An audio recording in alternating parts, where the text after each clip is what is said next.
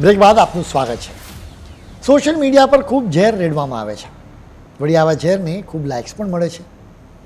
આજે અમારે આવા જ એક ઝેરીલા સોશિયલ મીડિયા ઇન્ફ્લુએન્સરની વાત કરવી છે।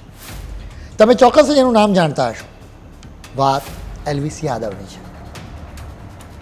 યુટ્યુબ અને સોશિયલ મીડિયા પર એલ્વિસ યાદવ ખૂબ જ લોકપ્રિય છે। તે બિગ બોસ OTTની બીજી સિઝનનો વિજેતા પણ રહી ચૂક્યો છે। તેનું મૂળ નામ આમ તો સિદ્ધાર્થ યાદવ છે, જોકે સોશિયલ મીડિયા પર તે એલ્વિસ યાદવ તરીકે જ ઓળખાય છે। એલ્વિસના વિડીયોઝ અને તેના ફોલોઅર્સની સંખ્યાથી સમાજની માનસિકતાનો પણ સારી રીતે ખ્યાલ આવી શકે। તેની વાતોમાં ઘમંડ છલકાય તો પણ લોકોને એનાથી કોઈ જ ફરક પડતો નથી, બલકે તેનું ઘમંડ ઓવર સબસ્ક્રાઇબ થઈ ગયું હોય એમ લાગે। લોકોને તેનામાં સ્વેગ લાગે છે। તે મારામારી કરે તો પણ તેના સબસ્ક્રાઇબર વધતા જાય। લોકો માટે તો તે જાણે હીરો હોય, જોકે કાયદાની દ્રષ્ટિએ તે ઝીરો જ પુરવાર થયો છે।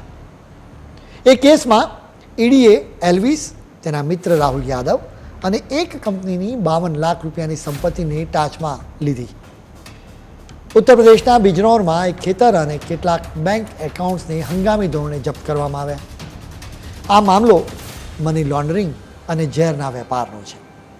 આઘાતજનક વાત એ છે કે તેમના દ્વારા આયોજિત કરાતી પાર્ટીઓમાં, ખાસ કરીને રેવ પાર્ટીઓમાં ઝેરનો ઉપયોગ કરતા હોવાનો પણ આરોપ લાગતો રહ્યો।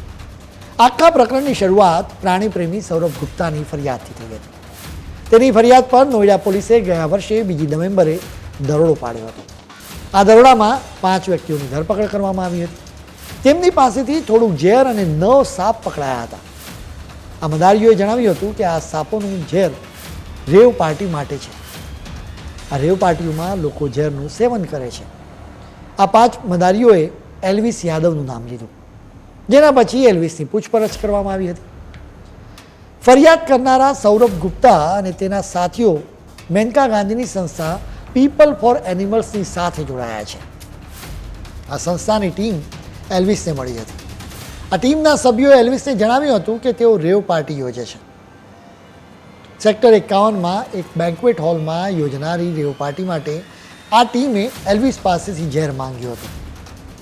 એલ્વિસે રાહુલ યાદવની પાસે જવા કહ્યું। રાહુલ અને 4 મદારી આ બેન્ક્વેટ હોલની બહાર સૌરભ ગુપ્તા અને તેમના સાથીઓને મળ્યા હતા। ઘટના સ્થળે તરત પોલીસ આવી પહોંચી। પોલીસે રાહુલ સહિત 5 વ્યક્તિઓની ધરપકડ કરી હતી। આ 5 વ્યક્તિઓ પાસેથી 5 કોબરા અને 1 અજગર સહિત કુલ 9 સાપ પકડાયા હતા। તેમની પાસેથી 20 મિલીલીટરનું પ્રવાહી પણ મળ્યું હતું।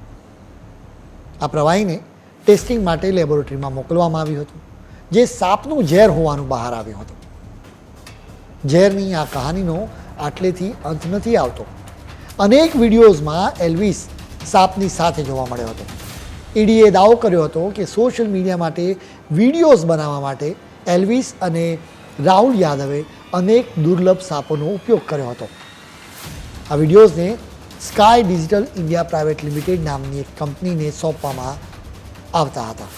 બાદમાં આ વિડીયોઝને યુટ્યુબ પર અપલોડ કરવામાં આવતા હતા।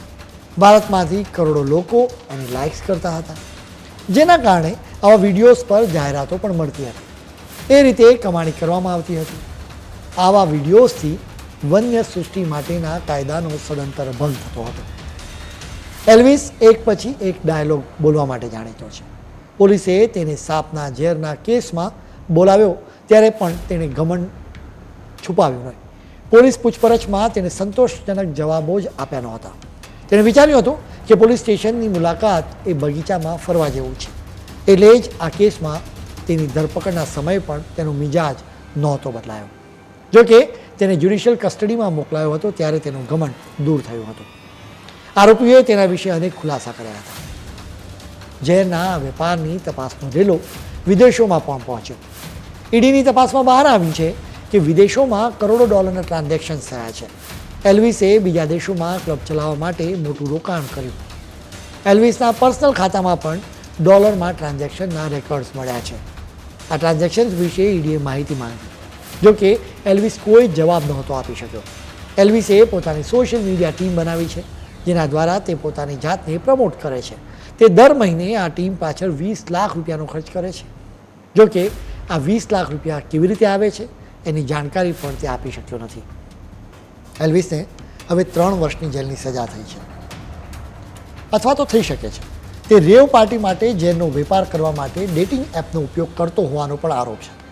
આ ડેટિંગ એપ પર ચેટ્સ પર જ ઝેરનો વેપાર થતો હતો. એટલા માટે જ આ ચેટની પણ તપાસ કરવામાં આવી હતી. એલ્વિસ યાદવે નાની ઉંમરે પ્રસિદ્ધિ મેળવી, જો કે આ પ્રસિદ્ધિને તે પચાવી શક્યો નથી. આ જ કારણે તેના વિવાદોનું લિસ્ટ ખાસું લાંબુ છે. તે ગુંડાગીરી કરતા વિડીયોઝની રીલ્સ પણ બનાવતો રહે છે. તેના હિંસાના વિડીયોઝ પણ ખૂબ જ જોવાય છે. સાગર ઠાકુર નામના એક યુટ્યુબરને મારવાનો વિડીયો પણ તેણે બનાવ્યો હતો. સાગરે એલ્વિસની મજાક ઉડાવી હતી. તેનાથી સહન જ ન થયું, જો કે બાદમાં બંને સમાધાન કરી લીધું હતું. અભિષેક મલ્હાર નામના બીજા એક યુટ્યુબરની સાથે પણ એલ્વિસની જાહેરમાં લડાઈ થઈ હતી. એલ્વિસે આરોપ મૂક્યો હતો કે અભિષેક તેની પ્રતિષ્ઠાને હાનિ પહોંચાડે છે. બીજી તરફ અભિષેકે આરોપ મૂક્યો હતો કે એલ્વિસ પબ્લિસિટી માટે ખોટા આરોપ મૂકતો રહે છે. એલ્વિસને નાની ઉંમરે જ ખૂબ જ સફળતા મળી છે, જો કે સફળતાને પચાવવી ખૂબ જ મુશ્કેલ હોય છે. હની સિંહ સહિત અનેક લોકો સફળતાને પચાવી ન શકતા સફળતાના શિખરથી ધડામ દઈને નીચે પછડાયા છે. એલ્વિસનો કિસ્સો જોતાં સ્પષ્ટ થાય છે કે સોશિયલ મીડિયા પર કેવા લોકોને ફોલો કરવા જોઈએ એનો તમારે વિચાર કરવો જોઈએ.